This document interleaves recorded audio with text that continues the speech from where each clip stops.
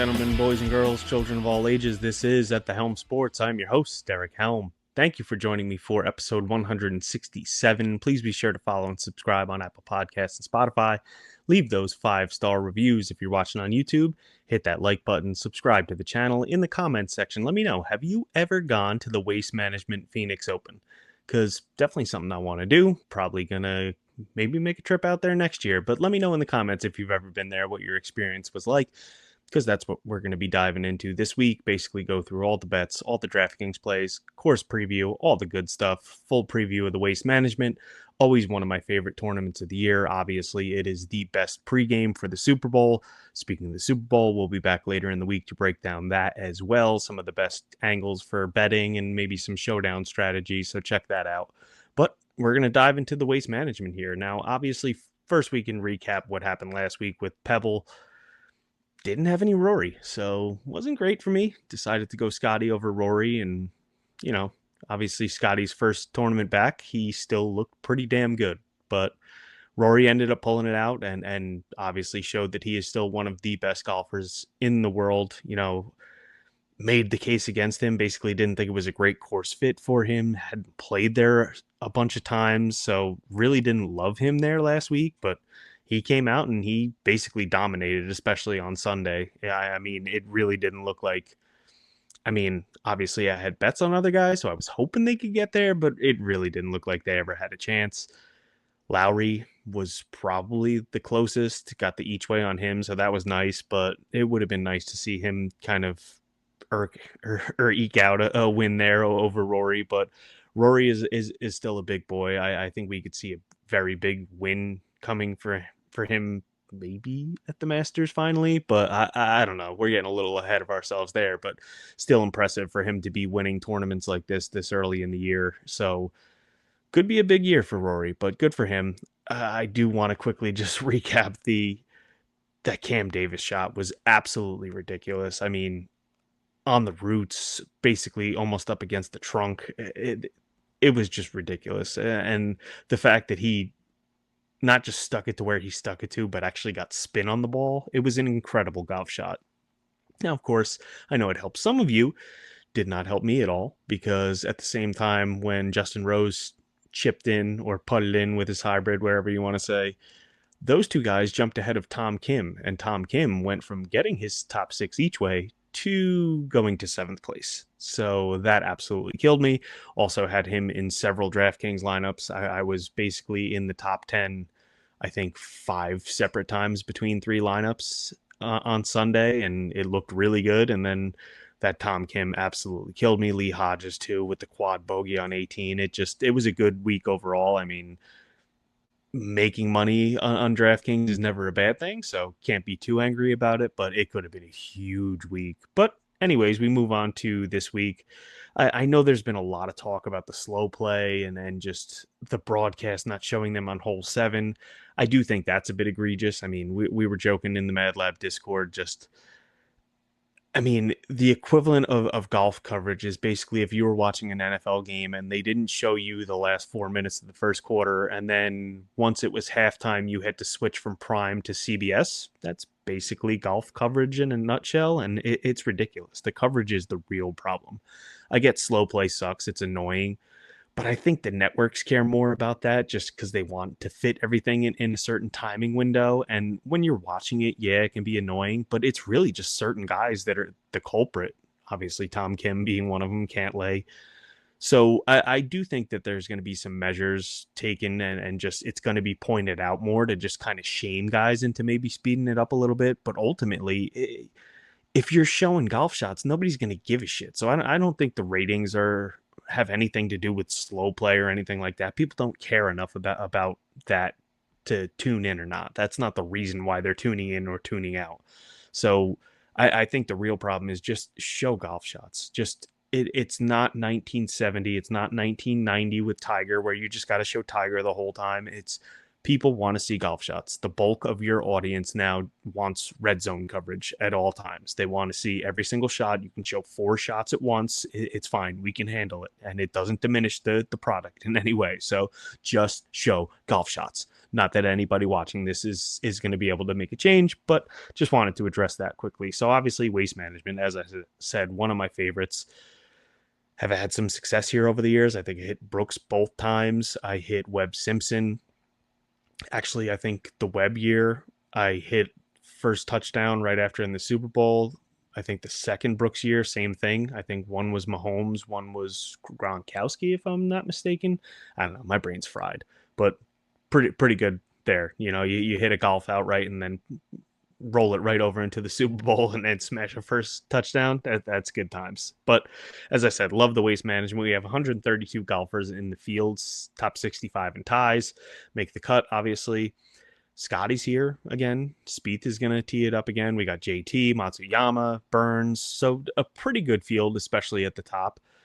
TPC Scottsdale is a 7,200 yard, basically 7,260 yard par 71. Now it's listed as TIFF Eagle Bermuda greens, but it's basically a POA overseed. It runs a little bit faster than a typical Bermuda would. Not exactly POA because the POA hasn't fully bloomed, I guess, but we see it every year here. So it's pretty easy to putt here inside of 20 feet for the most part. So kind of really it's the tee to green game that we want to focus on. There are 11 par fours, 5 from 400 to 450 yards, and then 5 from 450 to 500 yards. So pretty even there. And I mean, you definitely want to look at guys par 4 scoring on those lengths. Then hole 17 is a 330 yard, potentially drivable hole. There's a little bit of water that you can go into. S.C. Thagala, I remember he was in contention here. I had a ticket on him, and he went right in there. But really, it makes no sense to lay up on the hole. I mean, even if you go in the water, you got a short little chip or pitch onto the green to save par. So most guys that can get there will definitely go for it. Definitely makes an interesting dynamic there on hole 17 coming down the stretch. There are 3 par 5s. You got to score on them. 3 of the 4 easiest holes on the course. Can get some eagles there, so definitely want to look at that. The par 4s or par 3s, there's obviously 4 of them, 183 and 162 yards. They play fairly easy. And then there's 215, 192 yards. Those are 2 of the 4 hardest holes on the course. So really just want to tread water there. Both of them have a bogey rate basically right under 20%. So don't want to give too much back there. But what we're looking for here is driving accuracy comes in a little bit below tour average, about 60%. So living in the fairway doesn't really matter. Guys are trying to bomb it off the tee. As a result, average drive 296 yards. That's well above tour average. So guys are definitely just mashing it off the tee. The rough isn't too penal. Basically, you just don't want to go too far off course and get spiked by a cactus. But that's what we're looking at off the tee is guys just trying to get out there as far as they possibly can. Mid to long irons come into play quite a bit here, 150 to 175 yards. 24% of all approach shots come from there. Another 21% from over 200. So definitely going to want some guys that are good with the mid to long irons. Greens in regulation, because the rough really isn't too troublesome, 67%, so higher than tour average, definitely there. So you definitely do want guys that have a little bit of everything, have an off the tee game, have a strong approach game, especially from those proximity markers from 175 to 200 and 200 and above. And then a little bit of around the green game, because you are going to find yourself in trouble from time to time here, and it definitely goes a long way to being able to keep the scores going. Last year, obviously, Nick Taylor won in a playoff over Chuck Hoffman, minus 21. Scotty Scheffler was 19 under and then 16 under. He won back-to-back years. Koepka was 19 under and Webb Simpson was 17 under in 2020. The cut usually somewhere around -1. It was +1 in 2023, but probably looking somewhere around that -1 range, maybe even. We're going to get right into the field. Might as well get into my bets. I bet Justin Thomas. I got a boost on him up to 1750, but I would like the 14-1 as well. I think that was on Bet Rivers was offering that. That looked like the best number that I saw. Kind of wish that I bet him before the tournament. Thought about it a couple times. Could have got him at a 25. Could have got him at a 20. But we'll take the 1750. Also took Sam Burns here, 28-1. I mean, these two guys just the last 5 years, JT 12th, 4th, 8th, 13th, and 3rd. So incredible finishes at TPC Scottsdale. Looks like a place that he really loves. Trails only Scotty Scheffler in total strokes gained over the last 5 years. So this is a course where he's showed up every single year. I do think that a win is coming for him at some point soon. So I definitely want to be on it here. As I said, putting's a little bit easier at TPC Scottsdale, and that's potentially why he's had some more success here. So I think if he can bring the tee degree game and actually make some putts, he can definitely contend here this week. And then Burns, same thing. He's finished well here. I mean, he came third last year, gained 9 strokes tee to green. He came sixth in 2023, 7.3 strokes tee to green. So he's played well here. He's actually been in a nice little run here to end last year and the beginning of this year. Last year, he finished with finishes of 12th, 5th, 2nd, and 12th. So that's mostly in the FedEx playoffs. So those are some pretty good events there that he finished well. And then this year, he started off with an 8th, 29th, and then 22nd at Pebble. So I do like Burns there at 28 to 1. I also have a top 20 on him. And then I went Nick Taylor. I mean, this guy's obviously won, had a great finish, basically got beat out by Scotty the year before. So 70 to 1 with 6 places for him. I took that. I also bet him first round leader, also have him a top 20 at 2 to 1. So he's probably going to miss the cut because I am heavily invested in him. But the guy has played incredibly well here and has played well so far this year. Obviously, he already has a win. Now, some people may not want to bet him outright because, we're weird like that. Do we really think Nick Taylor's going to win twice before February's over? I don't know, but this is definitely a place that he can do it. And with the form he's in at that number, I couldn't pass it up. Chuck Hoffman, another guy that shows up here every year, obviously Waste Management sponsor, but I do think that he comes out here and could definitely play well. Have him at 100 to 1 with the top 6 each way. And then Jake Knapp, 200 to 1. Obviously, fired out of a cannon last week at Pebble. Didn't really expect that. Came back to earth a little bit, but I do think that his game is rounding into form. I think that this is a course that could suit him well, and I think he is healthy. So you're going to give me him at 200 to 1 with 6 places. I'm in.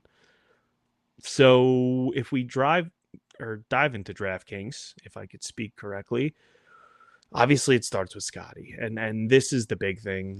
Filled out my card very quickly, thought about potentially waiting and going to the without Scotty market, but it's a place where he's won twice. He's finished incredibly well here. So 3rd place last year.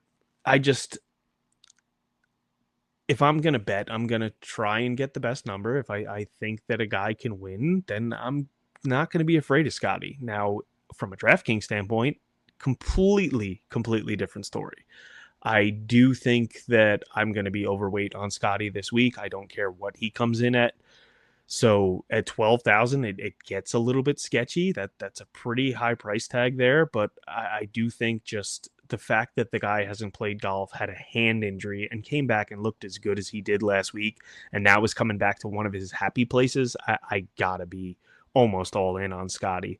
Now, because of that, that's going to make me have to make some decisions up top. Obviously, I already said I love JT, I love Sam Burns, but I do think Hideki squeezed in between the two of them maybe gets overlooked a little bit because I do think a lot of people are going to go to Scheffler. They're going to go to Justin Thomas, and with the track record Burns has here, I think they can go there. So I think he might get squeezed a little bit. So if he is the lowest owned of the bunch, I might just ride with my outrights on Thomas and Sam Burns and play some Hideki here because I do think it's a place that fits him obviously pretty well statistically. He's always going to rate out well over the last 24 rounds. Second on approach, ninth in opportunities gained. He's fifth on those par fours from 400 to 450 yards. So do like what he's got cooking there. And he's had some okay showings here in the past. So I do like Hideki quite a bit. Was actually considering him for an outright, but ended up going with Thomas. I don't really love a lot of these other guys. Tom Kim, obviously in good form. I think last week suits his game a little bit more than this week. Now, maybe I'm wrong, and maybe he comes out here strong and follows up last week's performance. But I think I'm going to be away from Tom Kim, especially if he gets some ownership here. Sahith was another guy that I wanted to bet. It was basically between Sahith and then throwing another guy on there, or paying up for Thomas, and I ended up going Thomas. So I'll probably invest in Sahith in some way, maybe a top 20 or something, and I'm definitely going to be playing quite a bit of him in DraftKings. This does also look like a place that he seems pretty comfortable with. As I said, he kind of choked away the one hitting it in the water a couple years ago in 2022. Finished in third place. He finished fifth last year. So it's a place that he has some success at. Next, I don't really love a lot of guys in this range, but I'm going to play Sepp Straka. I would assume he's going to be popular just with how well he's been playing. Another guy that already had a win, was in contention last week. I do think this is a course that fits him pretty well. So I do like him at 9,400. Now, hasn't had success here in the past, but hasn't played here in the last 2 years. And I do think he is a much better golfer since the last time he's played here. So do want to keep that in mind. Ben Hyun-an is someone I have a little interest in, but I think he could get popular here. So probably passing over him. I'm probably going to dip down to Nick Taylor. As I said, I'm all in on Nick Taylor this week. I don't care if he's popular. I'm going to play him. I've already made several wagers on him. Love Luke Clanton here, 8,300.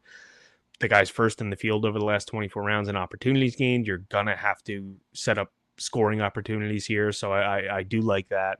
He's 14th on the par fours from 400 to 450, 15th in par five scoring, and then first off the tee. So I like Clanton quite a bit. Hasn't been too great his last two times out, but I do like him. Also, I'm going to go back to Akshay. Akshay, that's my man's.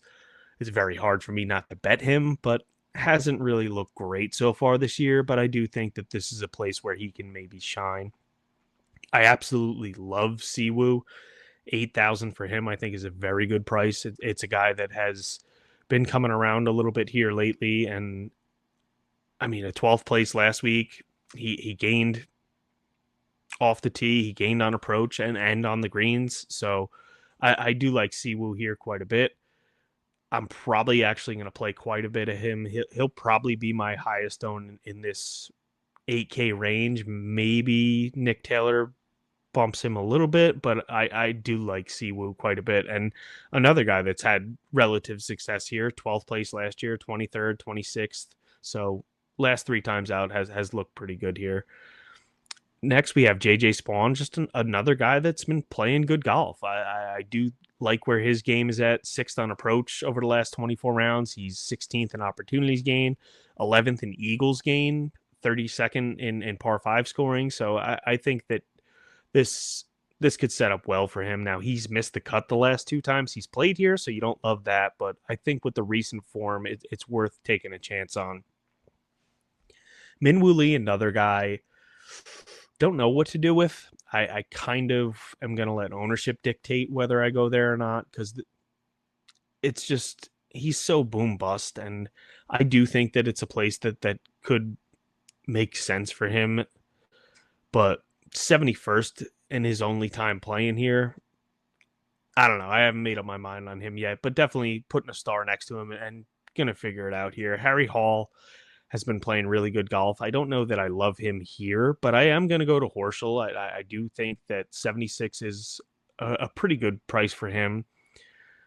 And he's had success here in the past. I think he has 2 or 3 top 10s. Now, granted, not too recently, but he's played well here. So I do like Horschel. I like what I saw from him last week at Pebble, put on a strong showing, especially on Sunday. Novak, another guy playing very, very good golf. I do love what he can get up to on the par 5 scoring. He's great from 150 to 175 yards. So I do like that. He's also good over 200 yards. So those mid to long irons he has dialed in. He's definitely going to be in the player pool for me. Lucas Glover, another guy, just statistically rates out very well. He's actually 8th in my model. Played well, was in contention for a little bit there last week. I do like him quite a bit here. And then potentially Tom Hoagie, but I'm not sure how much I want to play of him. But 17th last year here, he came 14th in 2022. So has some good showings, has been playing pretty good golf, and I think it's a fair price for him. Chuck Hoffman, hopefully he doesn't get too popular, but 7,200, I do like that there. I'm willing to go back to Lee Hodges. Just the guy's been playing great golf. I'm willing to say Pebble 18 got him. You know, you go in the water several times, it's not going to be good for anybody. So hopefully he can get past that. I do like him quite a bit here.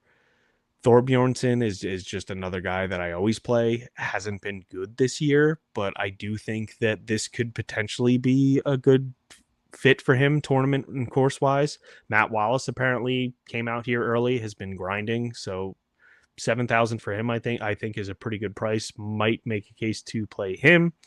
I already said I like Jake Knapp here, so 6,800. He's probably one of my favorites in the 6K range. Nico Echeverria, another guy, just creates those scoring opportunities. He's second in opportunities gained over the last 24 rounds, so has some pretty good showing so far this year. I'm willing to go there with him as well. Don't really love a ton in this 6K range. Maybe Rico Hui, but I could see him getting a little popular, so I don't love that. Maybe a little KH Lee, but he hasn't really been too great here recently, so that's pretty much what we're looking at from a DraftKings standpoint here. Now, to recap the bets again real quick, I do have Justin Thomas at, where are we here? Justin Thomas at, we'll say 14-1, because that's obviously the number that everyone has access to. I have Sam Burns at 28-1. I have Nick Taylor at 70-1 with the top six each way. Chuck Hoffman at 100-1 with the top six each way. Jake Knapp at 200-1 with the top six each way. Then I have the top 20 on Burns and Taylor. That's with the including ties market. So really like those guys. I'm probably going to look to add potentially Sahith to something, maybe a top 20, maybe a top 30. Haven't really decided yet. And then I also have Nick Taylor as a first round leader. Will probably look to add someone else in that market as well. But obviously, you can be in themadlabmma.com. As soon as I make any wager, it goes directly up there. Right before the round starts Wednesday night, I will post everything to thehelmsports.com in the My Bets tab. So everything is up there if you want to tag along. But that's going to do for this week. As I said, love the Waste Management. Big week. We got the Super Bowl coming up, so we will touch base later in the week on that. But that's going to do it for me. As always, thank you for listening. I am your host, Derek Helm. And remember, just have fun out there.